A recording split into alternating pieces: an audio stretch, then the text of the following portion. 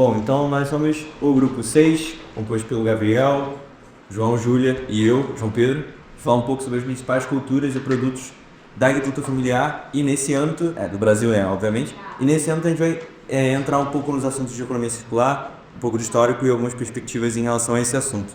Então só para dar uma contextualizada, a gente vai passar por 8 tópicos, 7 na verdade, né, porque um deles é bibliografia, começando pelo histórico, a importância socioeconômica da agricultura familiar, quais são as principais culturas e produtos divididos por região, a economia circular e a agroecologia, depois algumas perspectivas futuras, uma análise mais a fundo de um artigo e a gente parte para a conclusão.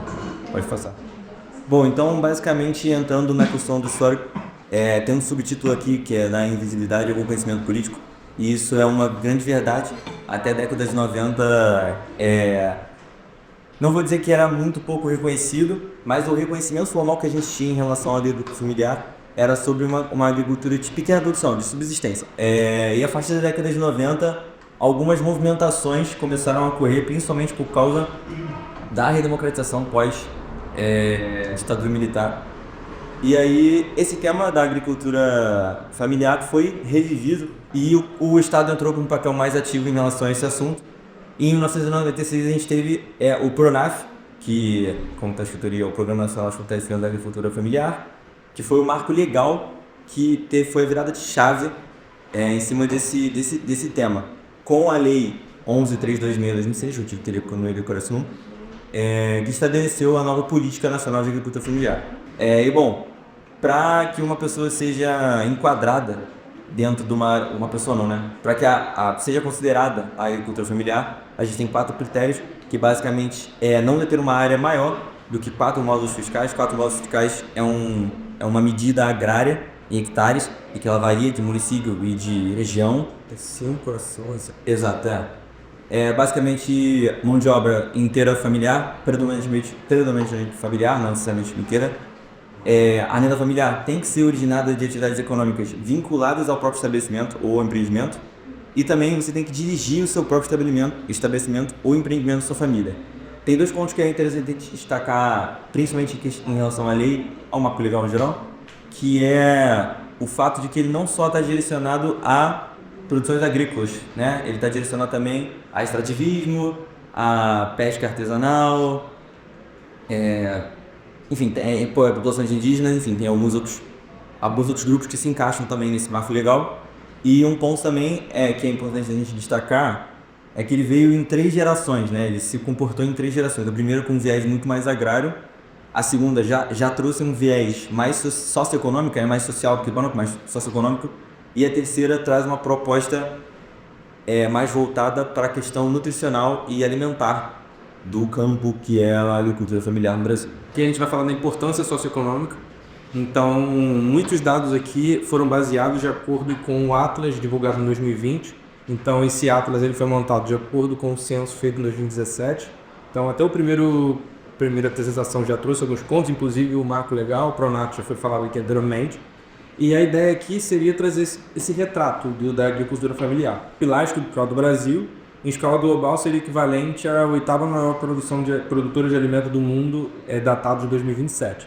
E fazendo uma foto, né, do setor, são reunidos, né, 76,8% dos estabelecimentos agropecuários do país. A área total, isso aqui já foi falado também, né, ocupa 23% total da área total de atividades voltadas à questão agrofamiliar. Em relação aos empregos, 66,3% das pessoas ocupadas em atividades de agropecuária e agrícola. E a demografia, como foi tratado aqui no grupo anterior, a maioria parte superior dos 35 anos. Então tem a questão da evasão de acordo com a idade. Então é fato que as pessoas com uma menor idade tentam sair do campo de acordo com o objetivo de trabalhar em outros setores, setores mais tecnológicos, enfim, acabam deixando esse setor agrário. Um destaque aqui para a empregabilidade, você vê que 63% das pessoas que trabalham nesse ramo estão dentro da parte de agricultura familiar. E que você perguntar, mas o agronegócio ele é muito mais extenso, ele produz em larga escala, mas você pensa que o agronegócio tem a questão de automatização no campo. Então você tem muitos equipamentos ali trabalhando, tal, você tem áreas muito grandes em que você não consegue Você não precisa utilizar apenas mão de obra humana, e aí se você fosse utilizar mão de obra humana, seria até ineficiente. Então, por isso que nesse setor, a mão de obra humana vai mais para a área de agricultura familiar. Como eu falei, a nossa ideia aqui durante toda essa apresentação, até no relatório que a gente fez, foi fazer um contraste do Atlas. Então a gente chegou até a comparar no relatório também o Atlas feito em 2011 com o de 2020 para ver esse Atlas em factos. E aqui a gente traz alguns dados trazidos do Atlas 2020 com os dados do IBGE 2017. Então, vale a gente ver em relação à produção agrícola familiar, que a produção ela é predominantemente milho, soja e mandioca. Então, volto aqui para o ponto dos maiores produtos necessários de exportação. Então, o agronegócio como um todo acaba influenciando, de certa forma, a produção da agricultura familiar. Então, acontece também a produção dos demais elementos. Então, a gente vê arroz, café, trigo, fumo, feijão, mas a gente vê em bilhões de toneladas ainda o milho e soja como predominante. Em relação à distribuição de terra, a gente vê que 49% está relacionado a pastagens e 24% em relação a matas e florestas ainda. Então a redistribuição ela não é totalmente bem dividida, a gente ainda percebe esse ponto. Então as lavouras equivalem somente a 15% do total de terras usadas para agricultura familiar. Ainda acaba de destacar também aqui os sistemas agroflorestais, que são sistemas que eles juntam alguns aspectos de floresta, tem algumas árvores que são nativas de florestas, eles incorporam essas árvores junto com alguns cultivos para você gerar um ecossistema ali, principalmente para recuperação de áreas degradadas. Então esse sistema de agrofloresta é mais para recuperação de algumas áreas e serve também para essa parte de agricultura familiar. Muitos agricultores decidem pegar algumas terras que são um pouquinho mais degradadas e tal, aí chega uma família ali e consegue recuperar essa terra para a agricultura, para esse sistema agroflorestal. Plantio em associação. E associa cultivares. Exatamente. Se beneficiam mutuamente. Junto com elementos. E aqui, de forma bem sucinta, a gente traz os 3 gráficos que eu correlaciono em relação às regiões do Brasil. Então a gente vê aqui, por exemplo, em relação à lavoura permanente, lavoura temporária. Então, foi o que o João Gabriel falou. Então, em relação às lavouras, há um desequilíbrio aqui em relação à parte temporária com a parte com um percentual temporário de fugiu algum nome agora. Mas assim, só para resumir, a lavoura temporária, são lavouras em que você, após a sua safra, você precisa realizar o replantio. Então, por exemplo, batata, cenoura, mandioca, enfim, são exemplos de cultivos que são temporários. E aí, por exemplo, quando você vai pegar café, feijão, alguns... Feijão também é temporário. Feijão amendorável. Café, laranja, abacates, frutas, então, esses aí são permanentes, aí por isso que você vê esses equilíbrios, justamente porque quando você vai olhar aqui os produtos, você vê que outros produtos têm uma maior produção ali, são de lavouras temporárias. Então, seguindo, aí vamos lá. Aqui a gente vai falar um pouquinho sobre as principais culturas e produtos por região. A gente separa aqui por 3 regiões: Nordeste, Norte, Centro-Oeste, Sul e Sudeste. E o Nordeste é a região no Brasil onde você tem uma maior predominância de estabelecimentos de agricultura familiar. Você tem ali apesar dessa grande quantidade de estabelecimentos ali, você tem uma grande dificuldade em relação ao clima semiárido. Então é extremamente dependente de períodos de chuva ali, e períodos de seca tem uma dificuldade maior. E lá no Nordeste, os principais produtos são mandioca, feijão e arroz. Você vê ali uma agricultura para subsistência da região, enfim, um pequeno comércio também, mas é a região do Brasil que tem mais estabelecimentos de agricultura familiar. A região Sul e Sudeste é a região que vem em segundo em relação ao número de estabelecimentos e é uma região em que esses estabelecimentos eles se integram a cadeias de mercados estruturados com alto valor. Ali você vai ter a produção intensiva de aves, suínos, então você tem integração com esses mercados estruturados de alto valor. E tem a região norte, centro-oeste, que é uma região com menor número de estabelecimentos, e inclusive no Atlas ele diz que é a região onde você teve maior crescimento de estabelecimentos em comparação a 2011, mas realmente é porque é a região que menos tinha estabelecimentos de agricultura familiar, e isso vem acontecendo justamente por causa da expansão da fronteira agrícola. Obviamente, a expansão da fronteira agrícola, o principal objetivo ali é a produção em larga escala, são as grandes terras para plantação de soja, commodities, para você realizar exportação, mas dentro desse meio ali você tem pequenos agricultores, alguns espalhados ali, que conseguem se integrar a essa cadeia ali, de alguma forma.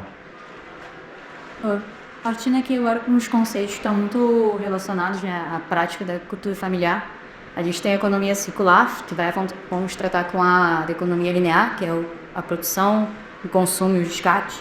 Então, na economia circular, a gente vai ter a produção, então a gente vai ter o consumo e haver a utilização desses resíduos para produzir novamente. Então, isso também vai trazer um pouco uma independência maior para o agricultor. Então, práticas como compostagem para aproveitamento dos resíduos estão dentro desse conceito, desse modelo. A agroecologia, a ideia da agricultura sustentável em sistemas produtivos que imitam sistemas naturais. Ela vai promover a biodiversidade, saúde do solo e autonomia. Então, também está muito relacionado com a economia circular. E aí, dentro de políticas públicas, né, a gente tem o Plano Nacional de Agroecologia e Produção Orgânica, o PNAP, que foi lançado em 2024, e a ideia dele é justamente fortalecer a transição da agroecologia no Brasil. E aí ele vai trabalhar muito com financiamento e políticas públicas. Então, o Plano SAPA, que o primeiro grupo trouxe, falou um pouquinho melhor, mas também esse ATER, que é a Assistência Técnica de Expansão Rural, que vai trazer a ideia de trazer conhecimento de universidades e conhecimento mais técnico para os agricultores e para vencer alguns desafios que vão trazer no próximo tempos.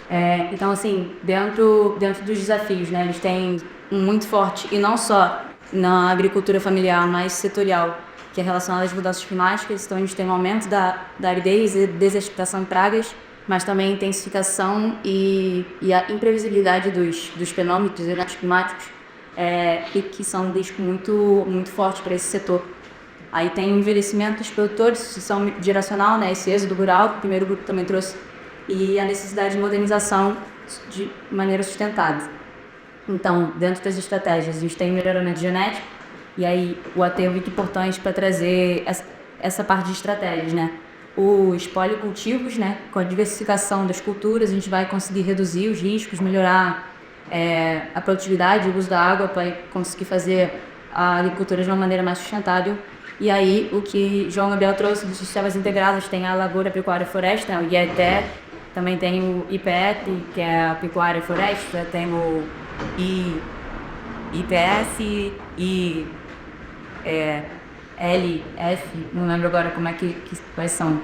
E aí, em relação às inovações, a gente tem a Lei 14.828 em 2024, que vai atualizar a Lei 13.326, 2006, isso, que vai inserir a parte de modernização sustentável e inovação tecnológica nessa parte da agricultura familiar, então trazendo que é uma necessidade do setor. Então, o uso de IoT, né, Internet das Coisas, a otimização de recursos como água e energia, são importantes nessa parte para o setor, para vencer tanto os desafios como também estar mais produtivo. E aí, dentro da economia de baixo carbono, né, adubos verdes e práticas que aumentam o carbono orgânico do solo estão muito relacionados a essa parte de agroecologia e economia circular que estão relacionadas à agricultura familiar. Então, como falado, né, muitos desses dados e inspirações nós pegamos do Atlas, e agora aqui a gente tentou trazer também uma visão de um artigo. Então, foi uma revisão bibliométrica que analisava exatamente o cerne da questão da agricultura familiar, e ele analisava como pilar de segurança alimentar, né, e desenvolvimento local. Então a gente pôde tirar como principais conclusões desse artigo que é importante sim a agricultura familiar ser peça central da segurança alimentar. Então a gente volta nesse ponto de discussão Então, nós vemos a importância da segurança alimentar e a importância de medidas governamentais para que isso possa ser possível. Então, o professor disse o exemplo que ocorre na Europa. A importância de culturas como hortaliças, fruticultura e mandioca. Então, mandioca como base alimentar histórica do Brasil, em relação a hortaliças e fruticultura. Então, é importante devido ao fato de ser algo perene, você consegue, na maioria dos casos, plantar o ano inteiro, tem recorrência, então a gente, e não são alimentos, né, que a gente possa ver como commodity, então são alimentos diários para a população, papel estratégico, cooperativas e programas institucionais. Então, o PNAE e o PA que foi citado, o PNAE foi citado anteriormente, então são estratégias do governo de compras. Então, o PNAE é voltado para compras relacionadas às POC. Então, o governo ele também incentiva e não subsidia, mas ele está ativamente relacionado à parte da agricultura familiar, fazendo com que haja sempre a compra, não sempre, mas o agricultor familiar ele sabe que ocorrerá a compra por parte do governo. Isso vai ser difundido e oferecido também por toda a população. Então, como recomendações, o artigo destaca fortalecimento ou células a políticas públicas, promover a capacitação e inclusão digital e criar instrumentos de microfinanciamento para jovens e mulheres. E aí, concluindo, só mostrando aqui como a posição como a agricultura familiar é consolidada no Brasil realmente, todo o estudo que a gente mostrou aqui, a gente percebe que realmente é bem importante para a segurança alimentar dos brasileiros, principalmente em regiões como o Nordeste e tal, que é bem forte essa cultura de agricultura familiar para subsistente ali do pessoal local e também para a geração de renda familiar. E aqui a gente fala um pouquinho sobre a perspectiva do futuro, a sustentabilidade e resiliência, que esse setor depende da sinergia da economia circular e da agroecologia, como a Júlia falou um pouquinho sobre essas duas coisas aqui, aumentando a resiliência climática, reduzindo custos e agregando valor à produção. Você tem essa questão do desafio climático, e você tem algumas soluções hoje, já tem algumas estratégias para contornar isso. E aqui a gente vai falando aqui sobre 3 ações políticas que são cruciais aqui: crédito, inovações diferenciadas, fortalecimento de mercados e assistência técnica especializada. Então a gente finaliza, né, só complementando o Gabriel. Então a ideia é fortalecer políticas de incentivo, como incentivo de mercado, como o PNAE. Então fazer com que haja sempre a compra, sempre haja oferta e demanda em relação aqui aos produtos, e também em relação à assistência técnica, como a Júlia tinha falado anteriormente. Então aqui é a bibliografia do nosso trabalho. Como eu falei, a gente usou muito em relação a dados de Embrapa e o Atlas de Morador 2020, e a gente encerra aqui a apresentação.